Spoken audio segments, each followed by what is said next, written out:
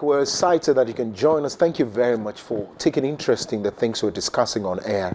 We're glad that you can be a active participant, right? Your messages are very appreciated. Please keep them coming. You can also drop them on our live feed, Facebook, Instagram, and of course on YouTube, My Dominion TV. If you have not liked the page yet, like all our pages and make sure that you are in tune with what we are bringing. Mr. Nelson Semanu Boandoh-Korkor is here. He's the financial evangelist, right? And we're still going ahead with our Kingdom Finance series. And he joins us. It's also interspersed with money and marriage, right? Biadela is still here as well. She has nowhere to go, actually. She'll be here.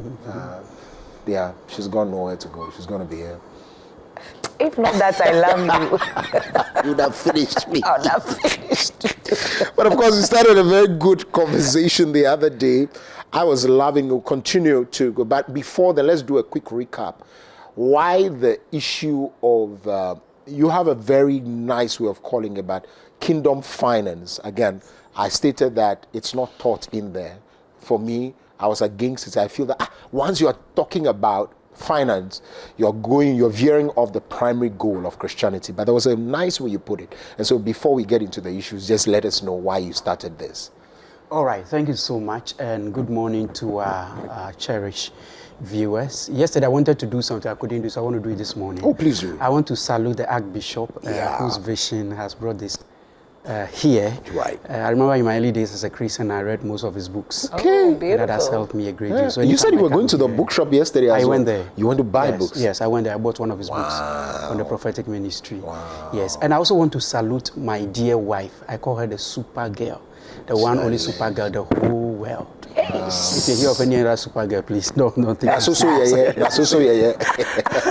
All right, so it's an honor to be here again. Right. I started Financial Evangelism Ministries about 5 years ago. Okay. Because growing up as a Christian, I became born again on 2nd April 1999, an experience I can never forget. And you know, my foundations were strictly the basic Christian practices, quiet time, evangelism, discipleship, kind of. But I wasn't introduced very well to some of the other aspects of life, that could make me a better person. So for example, I started hearing things about finances several years, almost about 15 years later, after I became a Christian. So that foundation was not laid well. Don't forget, I didn't also get that training from the home setting. Yes. So probably I was expecting that the church would have provided some aspect of that financial training. Okay. Yeah. So I realized that there is that gap. School is also not able to do that well. But when you pick the Bible, you realize that there are several practical financial lessons in the Bible. Okay. Then you come to the church too, it is not taught. But money is part of our daily life. Yeah. You can't do without money. So I got that vision in 2013.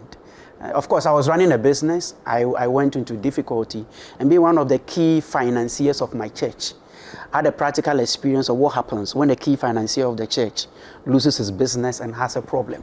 It affects tithe, it affects offerings, and even you personally, you go through all kinds of inconveniences.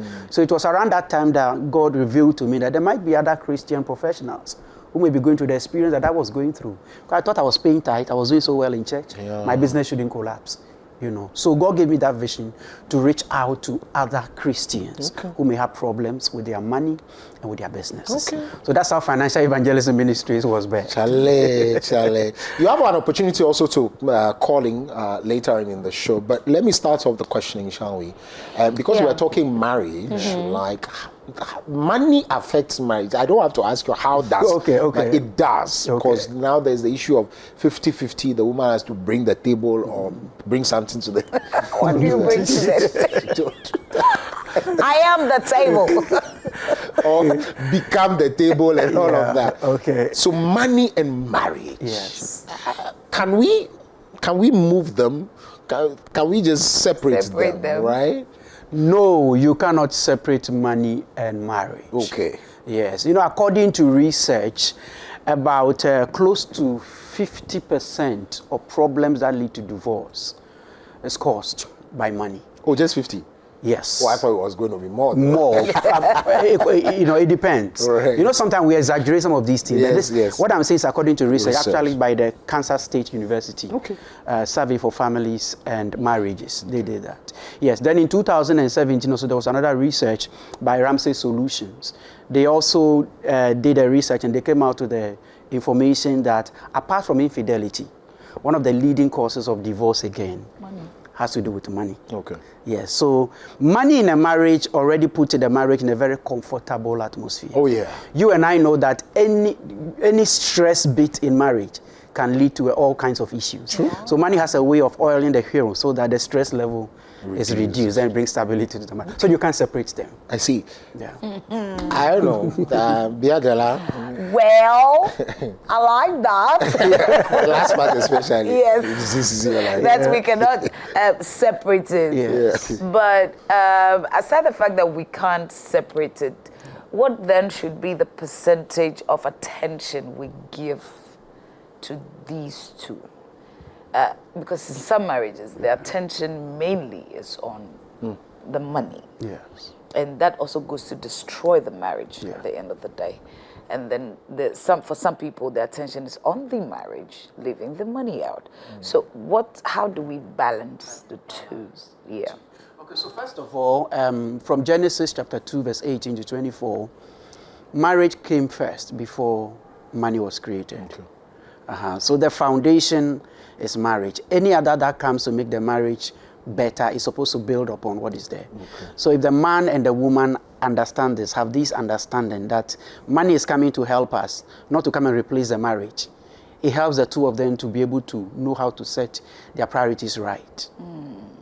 So you have a marriage, money is coming in to offer that support, to offer that help. So there should be no condition where money becomes the most important thing in the marriage. That could only happen when the two people involved do not understand the purpose of marriage, what marriage is supposed to do, and the role money is supposed to play. Okay. Yes. And of course, sometimes there are several reasons also that lead to this. The behavior of the man towards marriage, the behavior of the woman towards marriage, the foundation of the woman before marriage, the foundation of the man before marriage. All these things come together, to really decide on how money is going to lead to either the success or the failure of the marriage. The question, let's now get in there, shall we? Let's go there. We'll go there. We'll go there. Ayalolo. The issue of who brings what, and this is within the context of headship. Yes. All right? The man being the head. And so the burden is on us to go out there, fend, come and provide. But now also the issue of equity, because the women also want a stake in the marriage. Whatever stake it is, I don't know, whether it's the meat stake or whatever it is. But the point is clear that they also want some equity. Who must bring what? What's the percentage like? Okay. So that's a very good question. And I'm always amazed when some of these arguments come up. Okay. Because, our parliamentarians, they are not the best brainy people we have in the country. True. They are just selected to be our leaders. True. The lion in the forest is not the biggest animal. True. The lion may not be the strongest. Okay. The lion is the leader of the jungle because of mindset. The man is not the head of the family because the man has the most money. The man is not the head of the family because the man is the most intelligent. The man is there to provide leadership. So when you understand this as a foundation, it helps the marriage a lot. That means that it is no longer a case of I contribute more, so I have the most voice. I contribute more, so I have the most say. I contribute more, so my decision is final. The man is the head because the man provides leadership in terms of decision. So you have discussions with your wife, and at the end of the day, the man summarizes everything and says, I think we should go in this direction. So this is the backdrop of marriage. Now on that, everybody now do their best to bring on their contribution to the table, to make the marriage the best that it can be. With the idea that I'm not bringing in much simply because I want to come have control over. Marriage is supposed to be a partnership. It's not a boss and a subordinate matter. Okay. Yes. So this is a foundation that must be gotten right. Other than that, the man may even leave the house and probably travel to America, leave the wife and children, and says, I'm going to look for money so that I can come back and control the woman. But if you understand that it's a partnership, we must all work together to build a marriage and make it what it is. There will be no argument about go and bring 80, go and bring 70, go and bring this. Now, don't forget that we are created as humans and we all have our individual destinies. Korkor can get married to a woman that God has destined that she'll be a millionaire. You may have 1,000 years, you may never be able to catch up to her level. So what do you do in that? You go to a lot of families today. It is the women who are the breadwinners. And some of these things are natural. The man is supposed to work and contribute more. But the man must have the understanding that you cannot control the destiny of the woman. I'm also saying this because I'm aware that there are families where the men try to use some demonic strategies to shut down the potential of the woman so that the woman doesn't climb too high, get a lot of resources and things. So it's demonic, I agree. You know. I agree. So it's not a competition, it's a partnership for advancing the cause of God. That's right. Raising families, putting them in the field of education, business, economic governance, and other things, so they can positively influence society. That's right. So we are each contributing. So there should never be a fight about bring 80, bring 70, bring that. As we all do our best, God will bless the work of our hands and will all contribute very well to the table. Okay. The man is supposed to provide leadership in terms of ideas and strategies to cultivate and bring in more income. In some cases, the woman may be very talented in that area and she can do that. But at the end of the day, within the setting of the marriage, the man provides leadership, direction, and guidance. Yes. But it doesn't mean that he should kill himself in an attempt of looking for money to come and look after the family.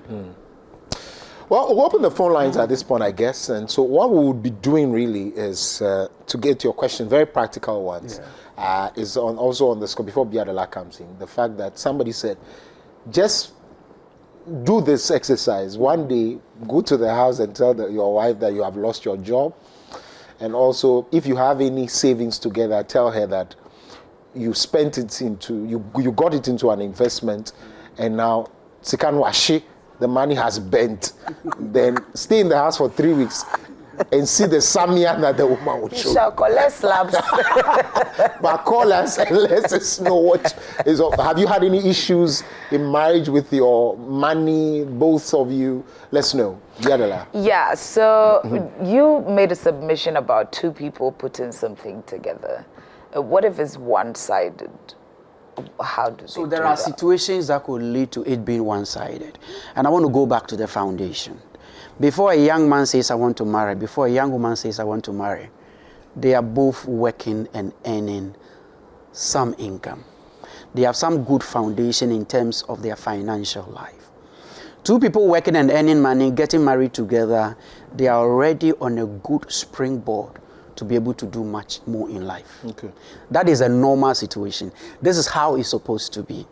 If one person comes from a bad financial background, for instance, maybe probably the person was heavily indebted, or maybe a business has collapsed and things have become so bad, or probably the person is from an extremely poor household, it can create an imbalance. So before you get into the marriage, it's always good not to create that imbalance, because it is the imbalance that leads to the problems. Of course, I understand that you can have a man starting a family, his finances are not too well. The woman is doing well. In 10 years later, the tables turn. Okay. Right. Yes. Abigail is calling us from Shashi, though. Yes. So hold your thoughts, please. Abigail, can you hear us? Yeah, good morning.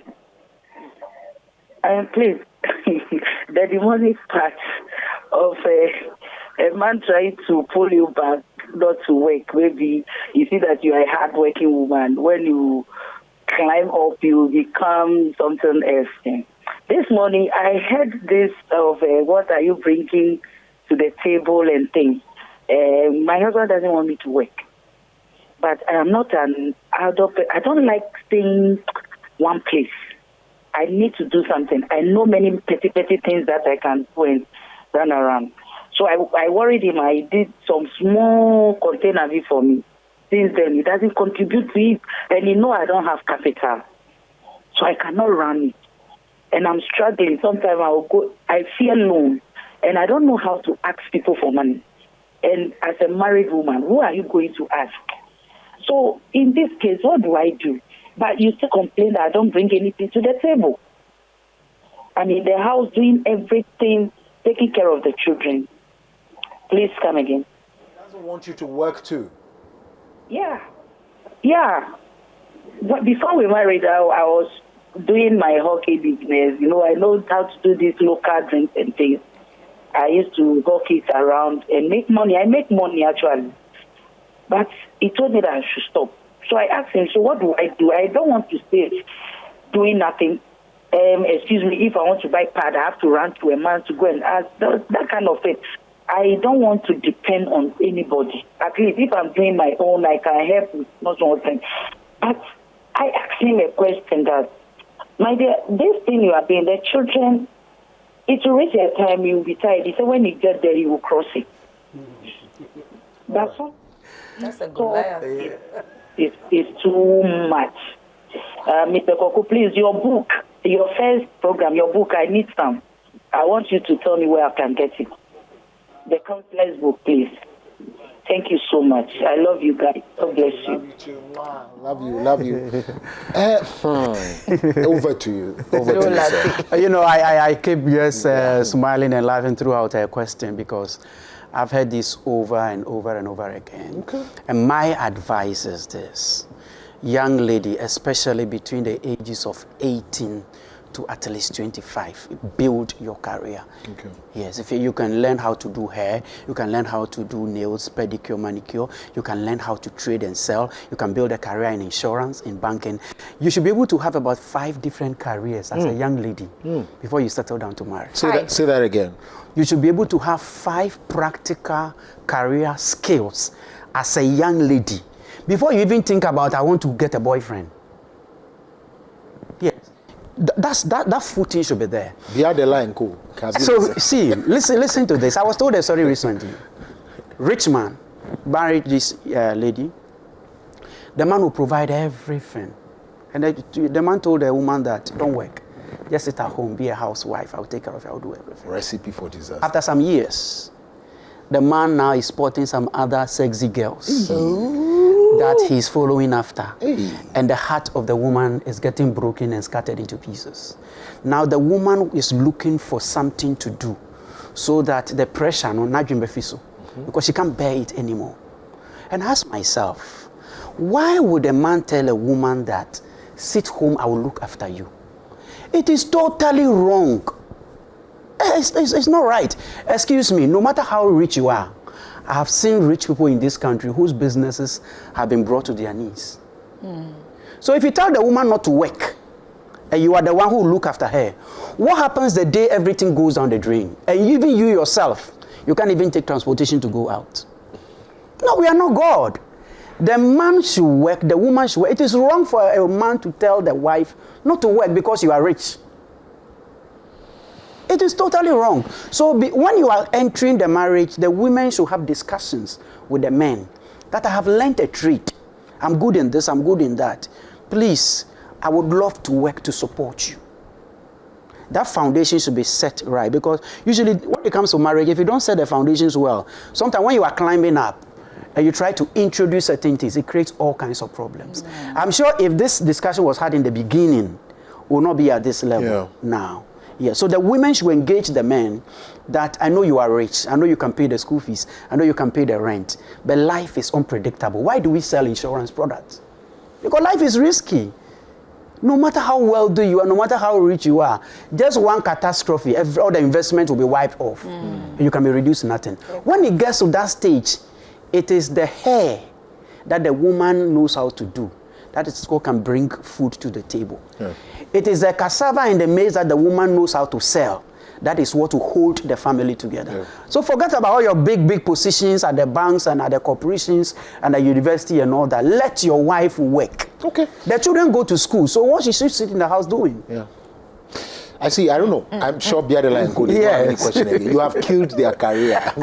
You have destroyed their destiny. No weapon. no weapon at all. But you were saying that they should be asking certain questions even before they marry. Yes. Aside the question that you said, the discussion you said they should have about, okay, I have this thing, skill, I want to start to work. What other basic discussions should people have before they get into? Of course, you have to look at the practicality of managing money, because that's another crucial thing that happens in marriages. A man loves to eat out, and he will spend so much money eating out. The woman thinks that already we spend a lot of money preparing food, making soup and stew at home. Why do you still go out a lot and sponsor those your friends, and you spend so much money eating outside? Boys gatherings, you know. So you need to have that discussion about expenditure. I just want to summarize it. You need to have a discussion about expenditure, how you intend to spend your money when it comes to managing the house. What kind of schools your children will be attending? Is it because you are very rich, your children will go to the most expensive schools, so that when there's a little financial shake, you have to take the children and send them to the government school that you're running away from? Or you would take the middle.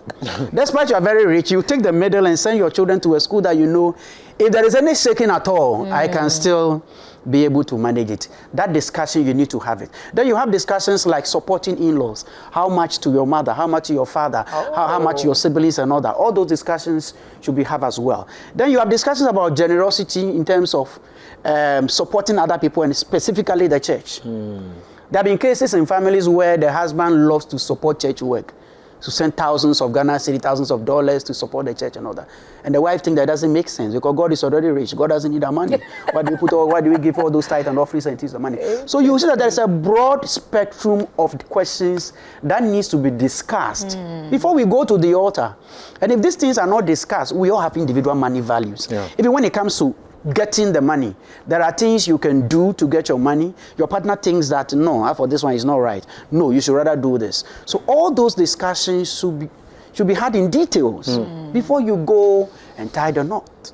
I see. You can also call us, please. The phone lines are still open. Please call us. Let's know what you think. If there are very practical questions, but it's as though you don't have a problem with that. I mean, I have a problem with money and marriage, so I'm going to be asking.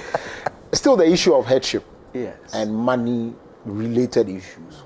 There are times where men find it very difficult to come to terms with the fact that, look, I'm broke. I have to ask this woman money. Or I have lost my job.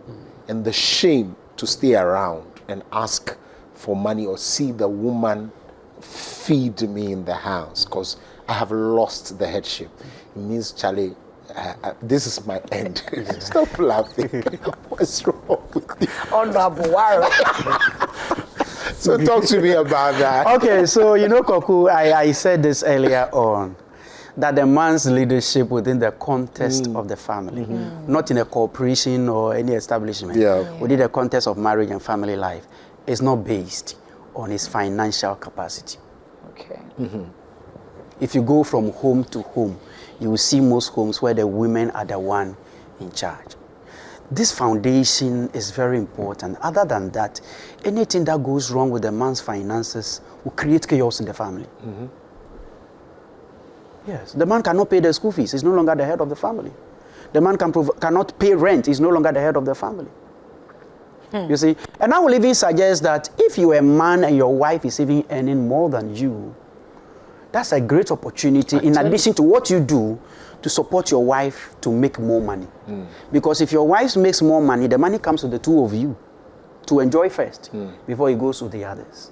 So if you're a man and you've lost your job and things are difficult financially, Koku, it's not a worry. Your wife already understands that your position in the family is not because you are the smartest, most intelligent, you are the great leader, or because you are the man. So that foundation has been laid. So there is nothing to worry about when you lose your job. Your wife understands losing a job is temporary. Things can change later. Nana Ma is calling us from Dansoma. Nana Ma, can you hear me?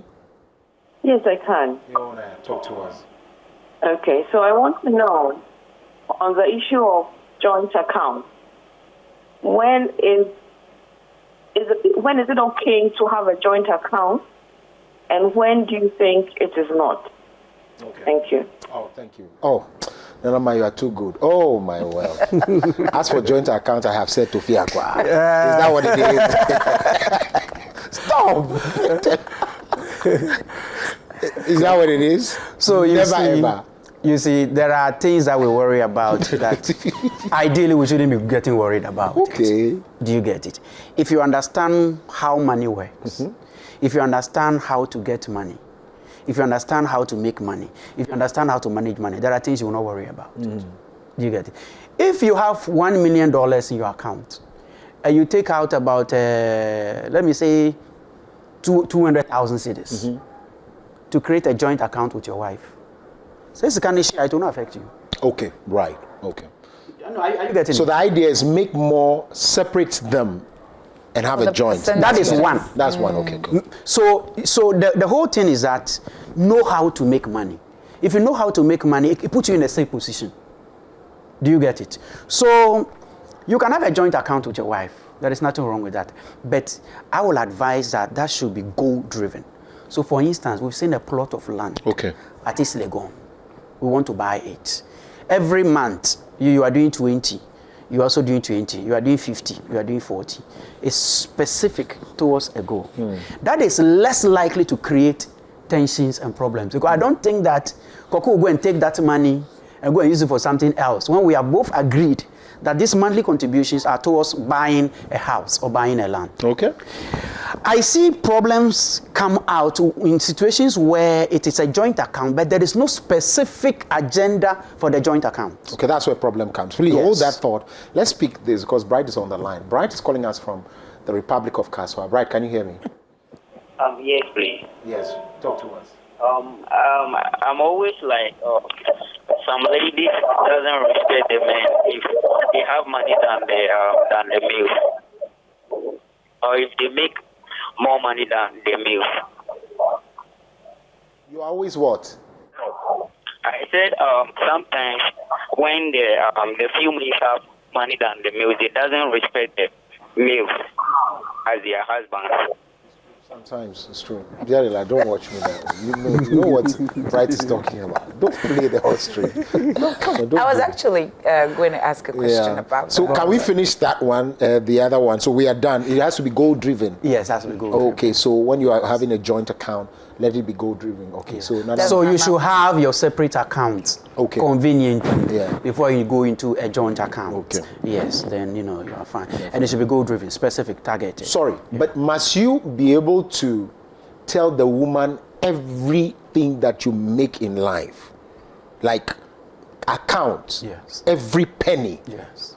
In your individual account, personal account, and everything that comes. Must But you tell are her? even asking that, must you tell the woman? How about the woman also? Oh, okay, I'm sorry. But you see, transparency is one of the things that sustain marriages. Okay. So that is another foundation to get transparency and openness. It's difficult for all of us. Yes. Yes, but when you make the effort to do it, the person trusts you. Okay. So it helps the marriage a lot. Okay. After all, what are we hiding? Yeah. So there is nothing wrong with declaring it. After all, you're not going to take even those who are going to take government positions are declaring their assets. So And not all of them. not all of them. I know. So that shouldn't be a problem. That's yes. okay. Right. Yeah, then the question the gentleman asked about the woman having more money and showing disrespect to the man. I've watched a lot of movies where a rich man married a poor lady. This poor lady later on became so powerful that he drove the rich man out of the house. Okay. An arrogant, proud person is arrogant and proud by nature.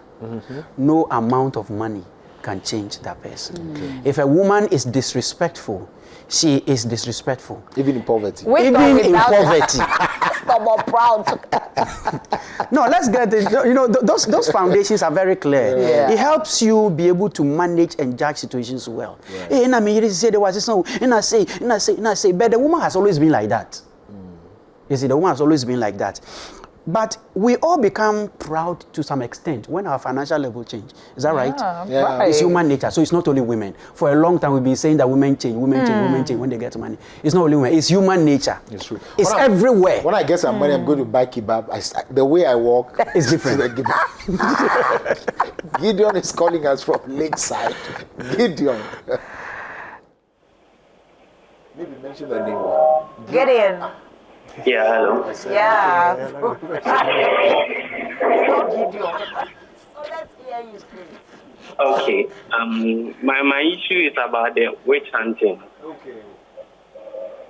The reason why most men they don't want their wives to work is because African women, when money is in their hands, most of them they don't respect their husband. So that is the reason why most men they don't want their wife to they should be equal with them. Because the women, when the money is in their hands, if you talk one, they will talk three. So that's the reason, eh?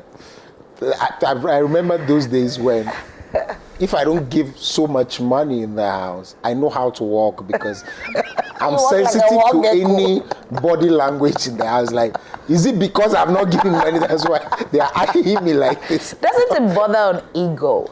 I feel like he's saying, look, people don't change. Yeah, I agree. I feel like people evolve. So, like he's saying, maybe you already don't respect. It's your real self that is showing. It's like that money becomes a catalyst. It's as though this for is deeply seated in the African man's mind, right? But you see, Exactly. let's also be practical. Money in the hands of a woman can do more in a family That's true. than money in the hands. Where's your church? I'll find you on Sunday and give you a tithe. No, let's we don't have to pretend. Yeah. Let's hit the issues as they are. Yeah. I've read, I've seen, I've researched. Money in the hands of a woman can educate more people in the family. That's true. Money in the hands of a woman A good can woman. take care of more people. A good woman, qualified. A woman. Women generally, Thank they you. do better at that. There are men in families who had money that by virtue of they being blessed early, the rest of the siblings and the families could have had their destiny changed. But they were rather investing it in short-term pleasures. They invest time in slave queens. They invest time in alcohol and other things. Keep But up. women get the money and they're able to do a lot. So I ask myself, why do we keep saying that we should squeeze the women so that they don't get money? Because when they get money, they will not respect. In any case, work on your self-esteem so those little disrespect and things, it doesn't kill you. You have wisdom. If you know who you are, you can apply wisdom. Thank you. Yeah. Those small things shouldn't worry you. What kind of respect are you looking for at all? You know, you are the husband. That's why I said that the man is the head of the home. Not because he's the richest. Even God knows that there are families that the woman will be richer than the man. Yeah, so let's get that foundation and then we work together as a team. But the women should also understand that today, if you are richer than your husband, Ecclesiastes chapter 3, it says there is a time and for season. everything. Yeah. The man you are looking down on today because he can't pay the school fees, the man you are looking on today because he can't really, pay the rent, tomorrow his destiny can change. Just one prayer and God can just open a big door. How will you behave when his situation changes? Mike is calling us from Spintex. I hope your destiny has changed this morning. Mike, talk to us. Mr. I don't know. I just finished your session, Dominion. Mr. White, I assume he's a pastor. I think you're wearing. Yes. He's a pastor. Yes, he's a pastor. Charlie, in this world, I've got to realize that we should pray so that you just get a nice person, either a man or a woman. He was saying that a man, money in the lady's hand, make more than a man. Boss, that thing will be true. Because to face reality, if a man loses his job, no woman can take care of the family more than 1 year.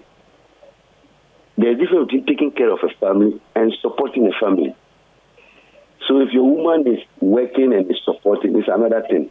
But if you lose your job and pay the bills, do what the man does, no woman can do that. That is what will bring the confusion between us. Because the woman is tired. Men are always to give.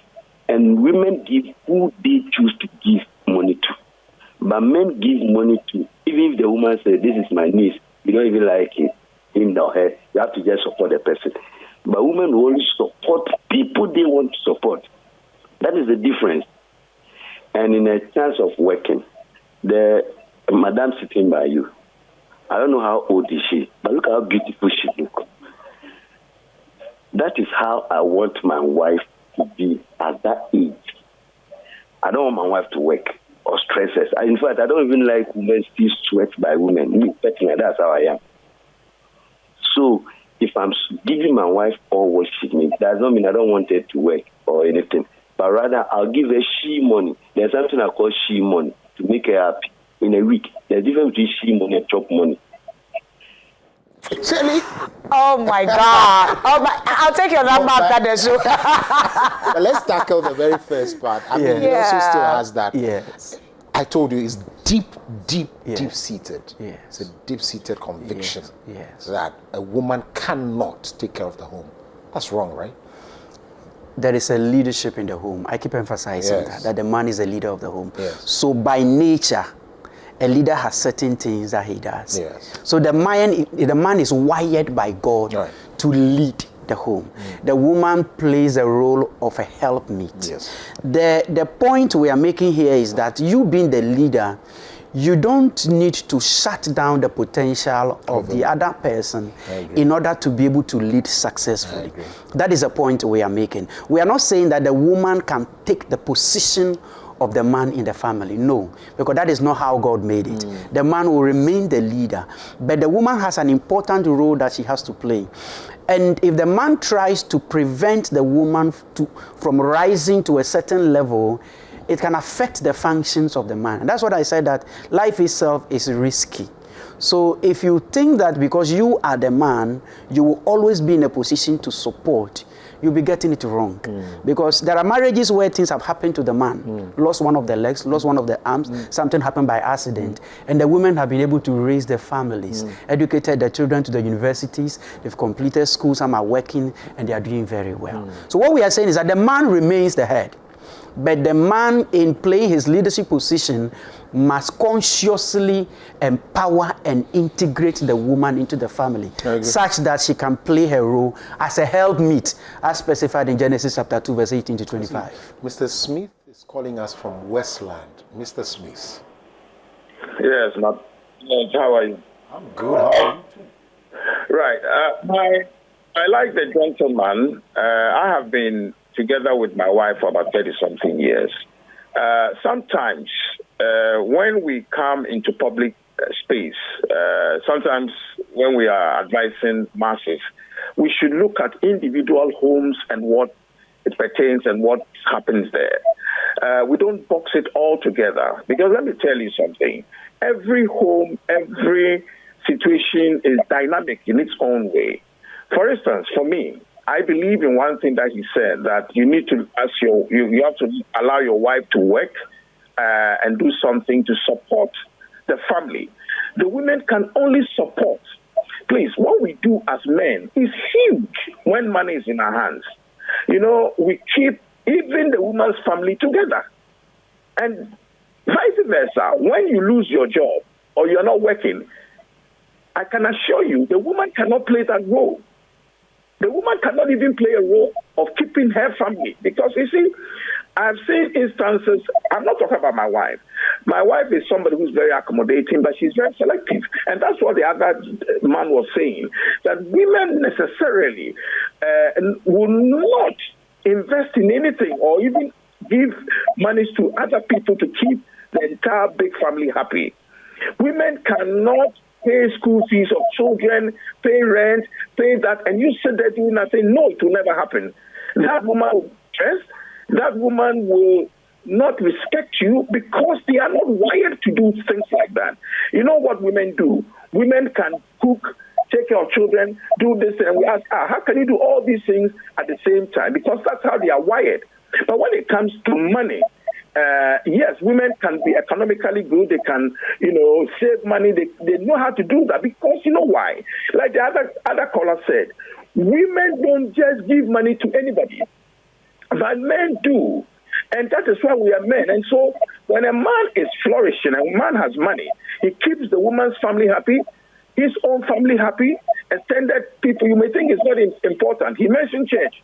When we go to church and I'm with my wife and we are paying money like, what we call, seed and other. Even normal collection in church, you see the woman will bring out 2 cedis, 3 cedis. The man will bring out 1,000. And so women are very, even in church, they manage. And so when you say the men, yes, allow your woman to do, women, yes, support them, give them something to do once in a while. When things are bad, they come in. But don't put women in the position of it. That's why when you go to homes where women are doing very well, you see that family is like an outcast, where the man is not doing so well and the woman is rich. For about 10 years to come, no family member wants to see them. Nobody wants to. Then you see that it's like an outcast home where everybody's that woman is even your own relatives will not talk to you because even the way the woman will talk to them, it's only money. Sometimes the way woman is very powerful, they go very down and treat maid servants, they treat their extended families and all that. So please, whatever we do, counselors and all whatever, let's say the truth because some of us, we are not counselors. We are not, going out there to preach or whatever, but we have the natural experience. God never made women to lead and take care of the home. No, women's role is to support. So if a man, you make a mistake and allow your wife to lead for so many years, if you don't take care, you will die early. Because what the woman will do is not only not taking care of you, but bring confusion, talking to anybody anyhow, even neighbors. You see, every home where the woman is doing well, everybody will pass your gate and say, I fear having call. I won't go there. Because the woman has led, is leading something that God never designed.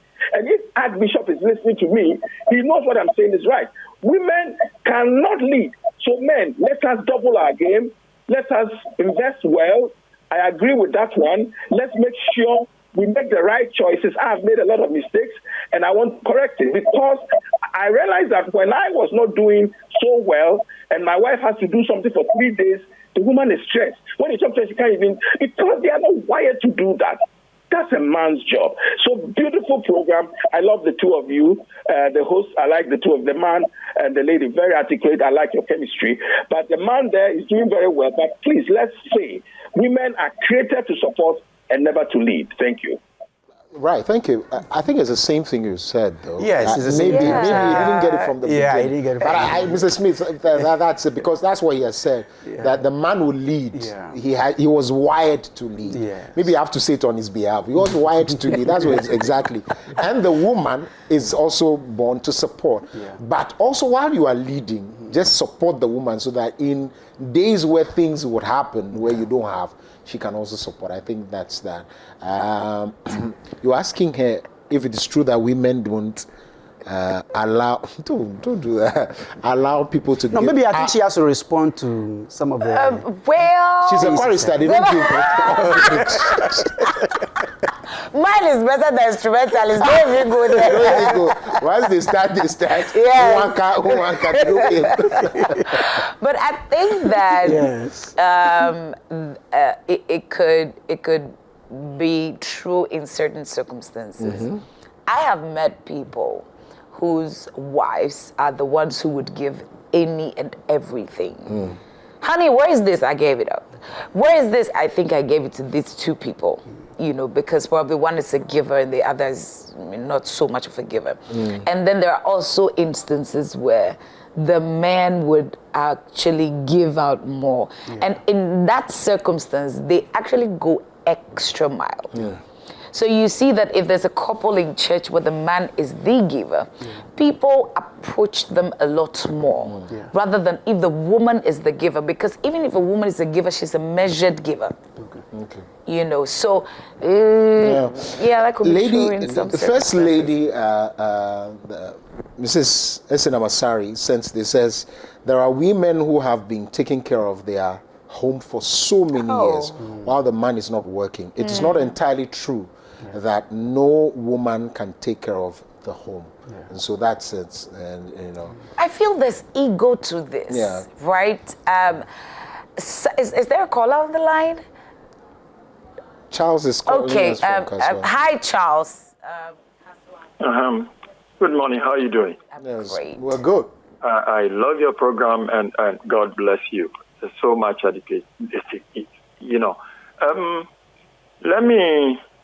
I would like to add on top of the man who just spoke before. I like his opinion anyway, but I knew of a lady who would never contribute. Okay? Now, this is it. This lady wasn't working. Now, the husband put her on the business track, opened a shop for her. Everything was working. There was a time a man went to work and, you know, he was not able to come early. So the woman was cooking and they had a shortage of LPG gas. So he called the husband, and the husband said, okay, get it refilled. When I get home, I'll give you the money. The woman left the cooking. She didn't do it. Meanwhile, she has a shop that a man has, you know, opened for her. So she didn't cook. The man came home, and they bought noodles for the kids. The man didn't eat and slept. Okay, another time, there was one of the kids wasn't feeling well. So she called the husband. The husband said, okay, go to the pharmacy, get her something, or else, or take her to the hospital. When I come back, she waited until she never bought anything. She waited until the man came and took the child to the hospital. You see, women should work on their ego. Now, money is something that can corrupt women, that I know. Once you put money in the hands of a woman and she started counting money, she's a different person. And if she's not counting money, she's a different person. I would like to have a little education on this for my fellow women. So you see, that is why sometimes, most of the Arabic country, when you go there, there is no way a woman will be on top of a man or will be on the same level with a man. No way. Because women are very serious when they start counting money. I'm not saying we shouldn't be responsible. We should be responsible, but there should be a limit. Thank you. So you have said that. Yes, I've said a lot. Over and over again. What I want to say to the men is this. You see, we are men, and we always think in a certain way. But sometimes when you want result, when you want to get things done, you have to change your strategy. All the things they are saying are fine. But when you look at the practicality of it, you realize that these are some old age philosophies and ideas that has been watered down throughout the centuries. That today, though we are all Christians and believers and still in church, sometimes I have pastor friends that sometimes they have a certain attitude even towards a woman pastor. Yeah. Because like a woman, can a woman be a good pastor? Can a woman do well, you know? So we still have that problem there. And sometimes I wonder how we're able to raise our daughters. Because if you have this perception about a woman, when there is money in her hands, she changes. When a man gets money in his hands, he becomes an angel. When you have that philosophy about life, then how are you going to raise your daughter? Are you going to ensure that your daughter doesn't come out well to be very rich and wealthy, because when your daughter gets money, she will change and maltreat the husband or punish the husband or not be a good wife? So I think that it is something that we need to go back to. And I will always use the standard of the Bible. We are all created in the image of God. God's power, the Holy Spirit, is able to change all of us into better human beings. That is a belief we need to have as believers. So all the issues of men are like this, women are like that, and all that, when we allow the help of the Holy Spirit, it helps us to be able to minimize some of these natural weaknesses. And it helps us to be able to play active roles. There are women who will do more when God blesses them, for them to be able to support their families. But the idea of consistently saying that women are bad, when they get money, they do this, they don't respect their husbands and all that, for me, it's not a good philosophy for raising my daughter. I want my daughter to be wealthy, very successful, and she will still be able to have a very submissive life in her marriage home. You have some books, and I'm very interested in that. Can you share them with us while we... Yes, so currently I have the top 21 money mistakes that everyone must avoid in life. And it so that's it on the screen. It basically talks about common money mistakes that we make every day. For instance, not saving anything out of your salary, just spending everything when you get it. That's a money mistake. Another interesting money mistake you see in that is by people who invest money in some supposed beloved with an attempt to marry them. So after spending all the money on the lady, you don't end up marrying her. That's a money mistake that must be avoided. Your wife is a chartered accountant? Yeah, my wife's a chartered accountant, yes. Pastors in Business, one of my favorite books. I believe that there are people who have been called by God both to function in the world of business as well as ministry. So God does not expect all of us to abandon our work totally, our vocation totally, and do full-time ministry. That is what this book's about. But there are challenges with combining business and ministry, and that book does justice to it. This is my latest book, The Impact of the Prophetic on Business Success. I picked this from Luke chapter 5, when Jesus met Peter at the shore. He said, Peter, give me your boat, let me preach to the people. He finished, and then Peter told him, Jesus instructed, go this way, you'll catch some heavy fish. Peter said, I'm a professional fisherman. We have toiled all night, we haven't gotten anything. But nevertheless, at your word. Yeah, so I believe that in marketing, God can direct you to go to a client and you'll launch onto a big business. I believe that in events, God can give you a business idea prophetically, and that can just explode your business. I also believe that when it comes to the core function of running day-to-day businesses, there are specific directions prophetically that God can give you that can turn your business around. That's what this book is about. Fantastic. It's for business people and entrepreneurs. Very powerful book. People who don't read and you think you are just there. Okay, this yes, then financial lessons from the parable of the talent. The talent, one received 1, another person 2, another person 5. Am I right? Yeah. The 2 and the 5, they doubled it. The 1 buried it on the ground. The whole idea of this book is that God gives everybody a talent. And your talent is supposed to be the number 1 tool for crushing and defeating the spirit of poverty. However, if you don't discover and develop and try to monetize your talent, you become one of the people in the world who also be living at the mercy of other people. And in this book, I make a strong case for individuals that when you're an individual, and you sharpen and you develop your talent, it can explode you financially. Even nations like Dubai, who don't have a lot of natural resources, by developing themselves on what they have, today they are doing so well. So that's what that book is also about. Tell us the numbers. Put the numbers there. So the number 0549 762233. 762233. Yes. 0549 762233. Yes. It's been a wonderful time. Thank you very much for blessing us. Thank you, too. We cannot wait to have you again at another time. My name is Koku Lumo. And my name is Biadola. We'll see you tomorrow. Another Wake Up edition. Join us on our socials. Like, share, drop comments. See you tomorrow. Yes.